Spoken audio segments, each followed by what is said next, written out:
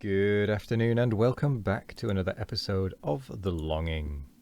Today we're going to be continuing to read Thus Spoke Zarathustra, Volume 3. So let's get going. At tragedies, bullfights, and crucifixions hath he hitherto been happiest on earth, and when he invented his hell, behold, that was his heaven on earth. When the great man crieth, immediately runneth the little man thither, and his tongue hangeth out of his mouth for a very lusting.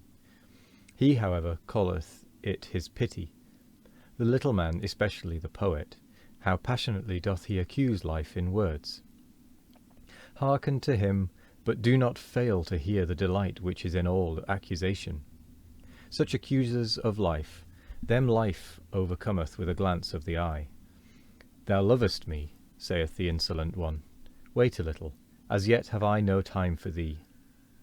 Towards himself man is the cruellest animal, and in all who call themselves sinners, and bearers of the cross, and penitents, do not overlook the voluptuousness in their plaints and accusations. And I myself, do I thereby want to be man's accuser?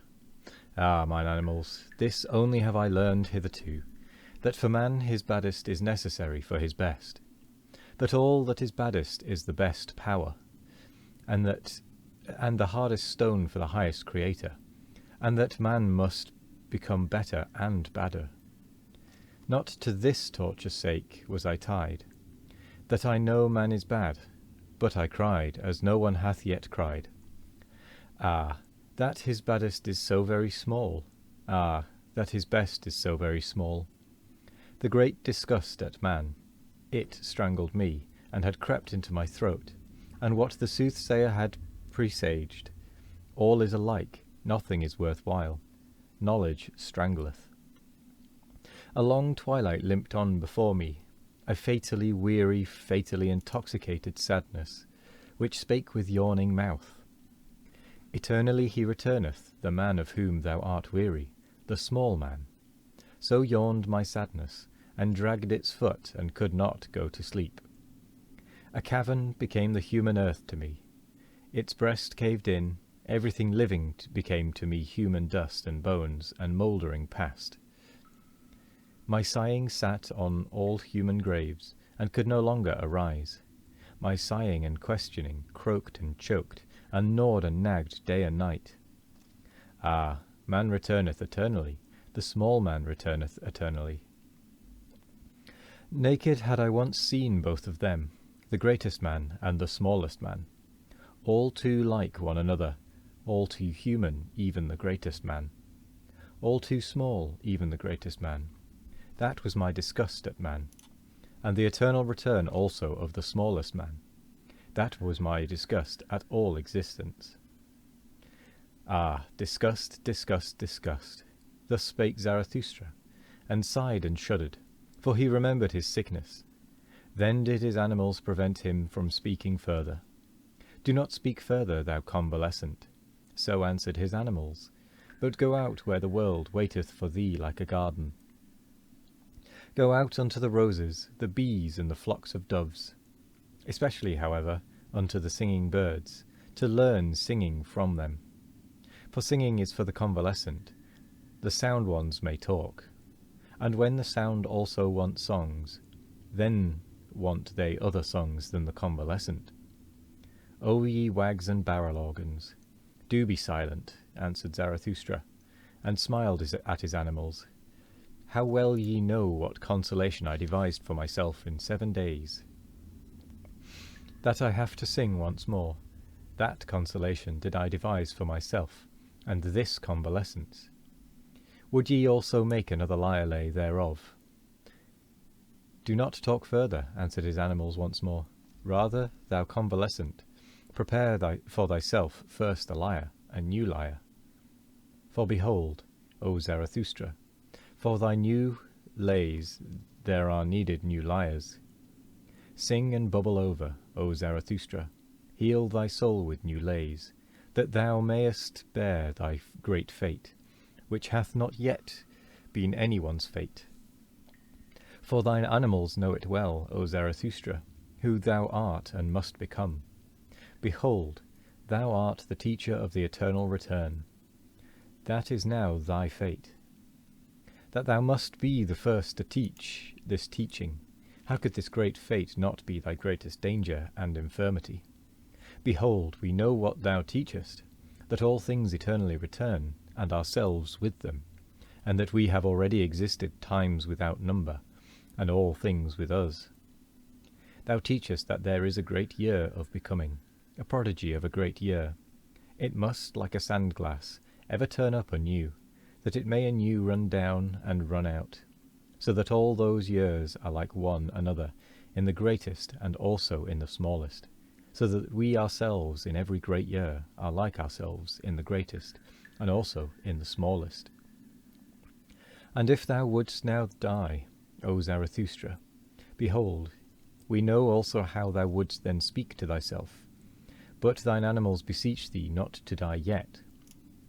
Thou wouldst speak, and without trembling, buoyant rather with bliss, for a great weight and worry would be taken from thee, thou patientest one. Now do I die and disappear, wouldst thou say, and in a moment I am nothing. Souls are as mortal as bodies. But the plexus of causes returneth in which I am intertwined. It will again create me. I myself pertain to the causes of the eternal return. I come again with this sun, with this earth, with this eagle, with this serpent, not to a new life, or a better life, or a similar life. I come again eternally to this identical and self-same life, in its greatest and its smallest, to teach again the eternal return of all things, to speak again the word of the great noontide of earth and man, to announce again to man the Superman. I have spoken my word, I break down by my word, so willeth mine eternal fate, as announcer do I succumb. The hour hath now come for the down-goer to bless himself. Thus endeth Zarathustra's down-going. When the animals had spoken these words, they were silent and waited, so that Zarathustra might say something to them. But Zarathustra did not hear that they were silent. On the contrary, he lay quietly with closed eyes like a person sleeping, although he did not sleep, for he communed just then with his soul. The serpent, however, and the eagle, when they found him silent in such wise, respected the great stillness around him, and prudently retired. 58. The Great Longing. O my soul, I have taught thee to say today, as once on a time, and formerly, and to dance thy measure over every here and there and yonder. O my soul, I delivered thee from all by-places. I brushed down from thee dust, and spiders and twilight. O my soul, I washed the petty shame and the by-place virtue from thee, and persuaded thee to stand naked before the eyes of the sun. With the storm that is called spirit did I blow over thy surging sea. All clouds did I blow away from it. I strangled even the stranger called sin. O my soul, I gave thee the right to say, nay, like the storm, and to say yea, as the open heaven saith yea. Calm as the light remainest thou, and now walkest through denying storms.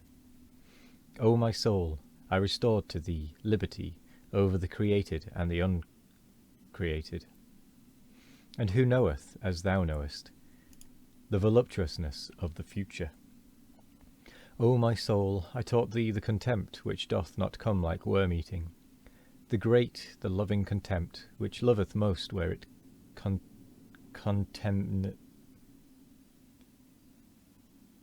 don't know how to say that word. Contemneth most.